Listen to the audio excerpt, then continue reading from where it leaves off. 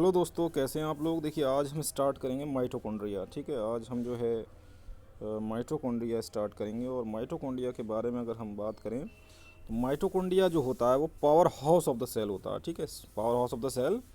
और main function जो माइटोकॉन्ड्रिया का है वो है सेलुलर रेस्पिरेशन। चलिए स्टार्ट करते हैं। माइटोकॉन्ड्रिया क्या है? माइटोकॉन्ड्रिया सिंगुलर है माइटोकॉन्ड्रियोन, है ना। प्लूरल क्या है? Mitochondria. And singular is mitochondrion unless specifically stained are not easily visible under microscope. अगर इसको सही तरीके से स्टेन ना किया जाए तो आपको ये माइक्रोस्कोप में दिखाई नहीं देगा। अब बात आती है कि सेल के अंदर कितने होते हैं। द नंबर ऑफ माइटोकॉन्ड्रिया पर सेल इज़ वेरिएबल। इसका नंबर वेरी करता है सेल में, एक से ज़्यादा भी हो सकता है। डिपेंड करेगा किस चीज़ पर डिपेंड करेगा? Depending on the physiological activity of the cell. ठीक है, सेल की क्या फिजियोलॉजी है, कैसे सेल काम कर रहा है, उस फंक्शनिंग के बेसिस पे सेल के अंदर कितने माइटोकॉन्ड्रिया होने चाहिए वो उस पर डिपेंड करता है, याद रखिएगा। और उसके बाद करें टिपिकली, अगर हम इसका इट इज़ सॉसेज शेप और सिलेंड्रिकल, सॉस टाइप शेप होगा इसका।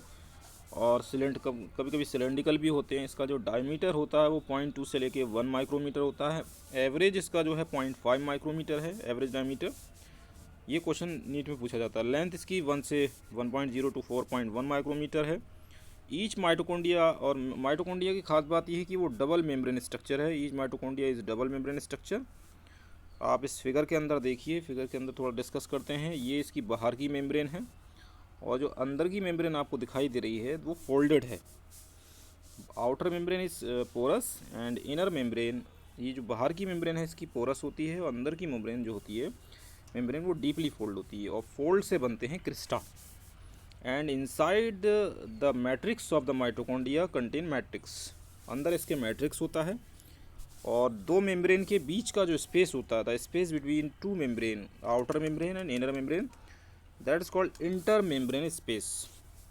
You got in my point. चलिए, तो mitochondria is double membrane bound structure. ऊपर पॉइंट था कि डबल मेम्ब्रेन बाउंड स्ट्रक्चर है, outer membrane and inner membrane, dividing it's lumen distinctly into two aqueous compartment. एक outer compartment हो गया और एक अंदर का कंपार्टमेंट हो गया। बाहर क्या हो गया? अंदर का। अंदर वाला जो होता है, जो अंदर वाला कंपार्टमेंट है वो काफ़ी डेंस होमोजेनस सब्सटेंस से भरा होता है, उसे मैट्रिक्स कहते हैं। आउटर मेम्ब्रेन जो होती है बाहर की, वो continuous limiting boundary of the organelle. बाहर की मेम्ब्रेन जो है क्या है, वो लगातार बाउंड्री बनाती है सेल ऑर्गेनल की। अच्छा, जो अंदर की मेम्ब्रेन का जिक्र कर रहे हैं, the inner membrane form A number of infolding. इसके अंदर जो अंदर वाली मेम्ब्रेन है वो काफ़ी फोल्डेड है, अभी हमने फिगर में भी देखा था। And that is called Christie.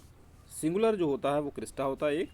And that is towards the matrix, मतलब ये मैट्रिक्स के अंदर होगा। और ऐसा क्यों है, जो अंदर की मेम्ब्रेन है वो काफ़ी फोल्डेड क्यों है? The cristae increase the surface area. जो क्रिस्टी होती हैं उससे सरफेस एरिया बढ़ जाता है।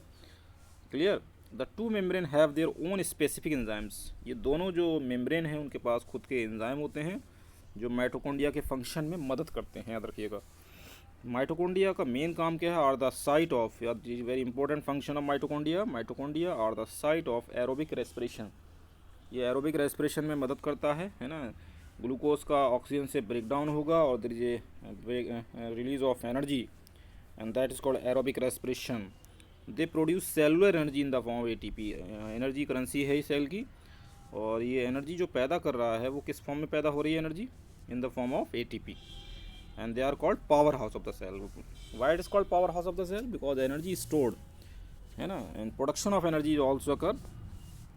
आगे बढ़ते हैं, इसकी जो मैट्रिक्स की बात हो रही है, the matrix also possess circular DNA, single circular DNA. इसके पास खुद का सर्कुलर डीएनए होता है, few RNA molecules and some ribosomes, ribosome 70S, and the component required for the synthesis of protein. Protein synthesis के लिए जो कंपोनेंट चाहिए वो इसके अंदर मौजूद होते हैं। और माइटोकॉन्ड्रिया डिवाइड बाई फिजन, ये अपना डुप्लीकेट कॉपी खुद बना सकता है, इसके अंदर डुप्लीकेशन की एबिलिटी है।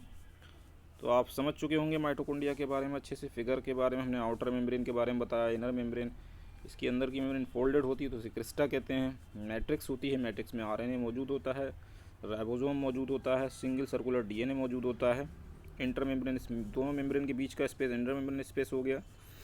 And the main function of the mitochondria is aerobic respiration and it is double membrane structure. And shape very करेगा, ये सॉसेज शेप हो सकता है, सिलेंड्रिकल हो सकता है। You got it my point. मिलते हैं नेक्स्ट वीडियो।